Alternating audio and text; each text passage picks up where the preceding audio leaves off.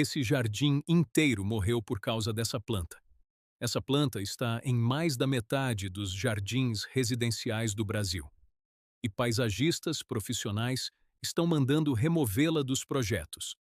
O motivo é um fungo chamado Calonectria pseudonaviculata. Ele se instala no solo, sobe pela raiz e não tem cura simples. Você perde o arbusto e, às vezes, perde o canteiro inteiro junto. B-roll, 1 segundo cada, sequência fluida.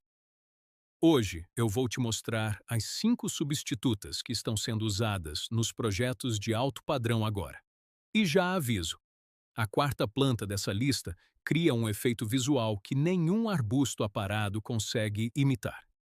Daqui a menos de 1 minuto, você já tem o nome da primeira. Antes de entrar na lista, e eu não vou demorar, preciso te dar uma chave de leitura que muda como você escolhe qualquer planta daqui para frente. Planta errada não é planta feia. Planta errada é planta fora de contexto. O buchinho foi muito bem usado em jardins formais europeus do século XVII. Clima frio, seco, ventilado. Quando ele chega num jardim tropical brasileiro, úmido, plantado em massa, sem circulação de ar, vira uma armadilha biológica. A pergunta que eu faço antes de indicar qualquer espécie em um projeto é sempre a mesma. Ela vive bem nesse clima? Ela conversa com a arquitetura do espaço? E ela envelhece bem? Jardim não é foto, é tempo. Planta que falha em qualquer um desses 3 pontos vai pedir socorro em 2 anos. E você vai estar aqui de volta, procurando substituta. Cada uma das 5 que vou te mostrar passa nesse teste. Primeira planta. Agora, as 5 substitutas. Planta 1. Pittosporum tobira nanum. O problema que ela resolve: bordadura de canteiro. Aquela borda organizada entre jardim e calçada, sem virar escravo de poda semanal e sem risco de fungo no solo. A solução: o Pittosporum anão tem crescimento naturalmente compacto, folha persistente e aceita meia sombra sem perder densidade. Ele não tenta ser o que não é, e justamente por isso ele dura. Exemplo real. Num projeto em Lauro de Freitas, aqui na Bahia, o proprietário queria essa borda de separação entre jardim e calçada. Usamos Pittosporum em fila dupla, alternado com pedras de granito branco. 2 anos depois, mesmo desenho, zero poda agressiva, zero praga. O canteiro está exatamente como foi entregue. Erro frequente: comprar uma muda, plantar e esperar cobertura em 3 meses. Pittosporum é lento. Plante a cada 30 centímetros e respeite o crescimento dele. Impaciência. Aqui é o que faz as pessoas trocarem de planta antes de ver o resultado. Mas a próxima resolve um problema que o Pittosporum não consegue. Um problema que a maioria dos jardins tem e ninguém sabe como lidar. Planta 2. Liriope muscari, lírio grama. O problema que ela resolve: área sombreada com raízes de árvore compactando o solo. É o ponto cego de 90% dos jardins. Nenhum arbusto convencional sobrevive ali. O buchinho morre nesse solo em menos de 1 ano. A solução: a liriope cresce exatamente onde as outras desistem. Raiz adaptável, tolerância à sombra total. E quando floresce, aquele espigão roxo entrega um detalhe visual que arbusto aparado nunca consegue. Ela não disfarça a limitação do espaço. Ela transforma o espaço. Exemplo real: usada sob uma paineira centenária num projeto em Salvador. Nenhuma outra planta tinha sobrevivido naquele canteiro antes. A liriope fechou o espaço em 8 meses, sem irrigação intensiva, sem adubo especial. Erro frequente: plantar espaçado demais, esperando que ela feche rápido. O correto é de 20 a 25 centímetros entre mudas. Quem planta a 40 centímetros fica 2 anos olhando para a terra entre uma muda e outra. A terceira planta é a mais rara da lista e provavelmente a mais poderosa para o clima quente do Brasil. Planta 3, Westringia fruticosa.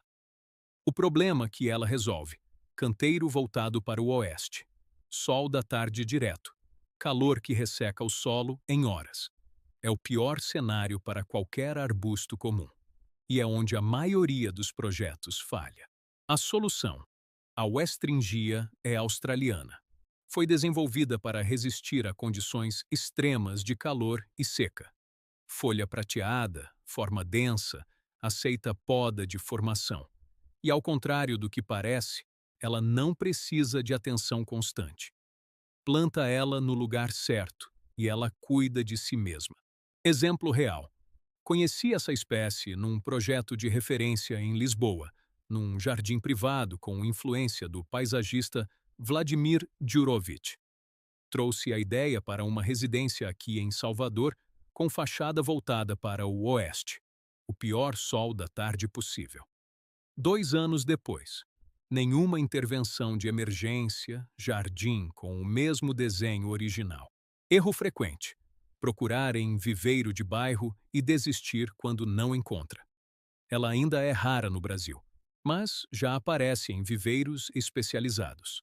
Vale o esforço de procurar, porque quando você encontra, você não volta mais para o arbusto comum. E agora chegamos na quarta planta. Essa é a que eu avisei lá no começo. Presta atenção. Planta 4. Muhlenbergia capilaris, capim rosado. O problema que ela resolve: jardins amplos onde o buchinho aparado em bola parece pequeno demais, antiquado, sem vida. Espaços que pedem escala, textura, movimento e que os arbustos convencionais simplesmente não conseguem entregar. A solução: no outono e no inverno, a Muhlenbergia floresce numa névoa de fios rosados que parece fumaça suspensa no ar. Plantada em massa, ela cria profundidade e movimento que nenhuma planta aparada consegue imitar. Não é efeito de foto, é o jardim se comportando como jardim. Vivo, em movimento, diferente em cada horário do dia. Exemplo real: usada no paisagismo de uma área de lazer de 400 mármores em Itacaré. O cliente disse que queria um jardim que se movesse com o vento. 3 canteiros de Muhlenbergia resolveram isso com custo menor do que qualquer estrutura decorativa que eu poderia sugerir. Erro frequente: plantar em jardim pequeno. Se o seu espaço tem menos de 15 ml, o capim rosado vai dominar proporcionalmente e tirar o equilíbrio do projeto inteiro. Use em espaços amplos ou como ponto focal isolado com muito espaço ao redor. Nunca em massa em área pequena. A quinta planta resolve algo completamente diferente. E é a escolha quando o projeto precisa de estrutura, não só de decoração. Planta 5. Podocarpus macrophyllus, usada como divisória natural. O problema que ela resolve: privacidade lateral, sem muro, sem grade, sem nada que bloqueie visualmente o jardim da frente. É o pedido mais comum em projetos residenciais de alto padrão e a solução mais difícil de acertar. A solução: o Podocarpus cresce em coluna, folha densa, aceita poda de formação e chega a 2 metros, mantendo largura controlada.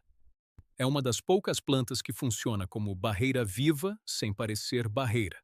Ela separa sem fechar. Ela protege sem agredir. É elegante por natureza, não por esforço. Exemplo real. Num projeto em Itacaré, o arquiteto precisava de privacidade lateral sem comprometer a vista do jardim frontal. 3 exemplares espaçados a 80 centímetros, 2 anos depois. Cortina verde que divide o espaço sem nenhuma estrutura artificial. O jardim da frente continua totalmente aberto. Erro frequente: comprar muda pequena para economizar e esperar que ela cresça rápido. Podocarpus é lento nos primeiros 6 meses enquanto desenvolve raiz. Invista em mudas com altura mínima de 60 centímetros. A diferença de custo compensa facilmente 2 anos de espera por resultado. Os 3 erros que matam qualquer jardim comprar pela aparência da muda, não pelo comportamento adulto. A muda pequena não te conta nada. O que importa é como aquela espécie se comporta com 2, 3 anos de crescimento real. Antes de comprar, pesquise fotos de jardins reais com a planta adulta. Catálogo de viveiro mostra a planta no dia mais bonito da vida dela, não no dia em que está competindo por luz com a raiz do vizinho. Ignorar o subsolo. Você prepara a terra de cima, faz canteiro bonito, planta com cuidado. Mas o subsolo embaixo está compactado, sem drenagem. A raiz desce, encontra uma barreira e a planta para de crescer. Ou apodrece por baixo, enquanto ainda parece saudável na superfície. Verifique drenagem a pelo menos 30 centímetros de profundidade antes de plantar qualquer uma dessas espécies. Achar que irrigação resolve tudo. Irrigação suplementa, não substitui. Plante sempre no início da estação chuvosa da sua região. No Nordeste, entre abril e junho. No Sul e Sudeste, entre setembro e outubro. A planta precisa do período chuvoso para construir o sistema radicular antes de enfrentar o calor seco. Quem planta fora de época e irriga em excesso, cria uma planta dependente. E planta dependente não sobrevive à primeira estiagem real. 5 passos para fazer essa troca no seu jardim sem errar. Passo 1. Fotografe antes de qualquer coisa. Tire uma foto do espaço de manhã e uma à tarde. Isso revela como a luz age em cada horário, a informação mais importante para escolher a planta certa. Você vai se surpreender com o quanto a luz muda o mesmo espaço. Passo 2. Escolha pelo contexto, não pela estética. Liriope para sombra e raízes. Pittosporum para borda e meia sombra. Vestringia para sol intenso e calor. Muhlenbergia para espaços amplos com escala. Podocarpus para privacidade vertical. Se você tentar forçar uma planta fora do contexto dela, vai estar de volta no mesmo problema em 2 anos. Passo 3. Se o espaço teve buchinho, trate o solo antes de plantar. Cauda bordaleza ou enxofre agrícola eliminam resíduo de fungo que ficou no substrato. Esse é o passo que 80% das pessoas pulam. E é exatamente por isso que a planta nova morre no mesmo lugar onde a antiga ficou doente. Passo 4. Plante com espaçamento para o tamanho adulto, não para o tamanho da muda. Isso exige paciência, mas evita ter que refazer todo o projeto em 2 anos porque as plantas cresceram apertadas e começaram a competir entre si. Passo 5. Observe antes de interferir. Marque uma visita de avaliação 30 dias após o plantio. Não para regar mais, não para adubar. Só para observar. A planta comunica o que precisa. Se você souber olhar para ela sem pressa de resolver o que talvez não esteja errado. Jardinagem me ensinou uma coisa que eu não esperava aprender. A planta certa no lugar certo não precisa que você force o crescimento. Corrija o tempo todo. Ou fique preocupado toda semana. Ela simplesmente cresce.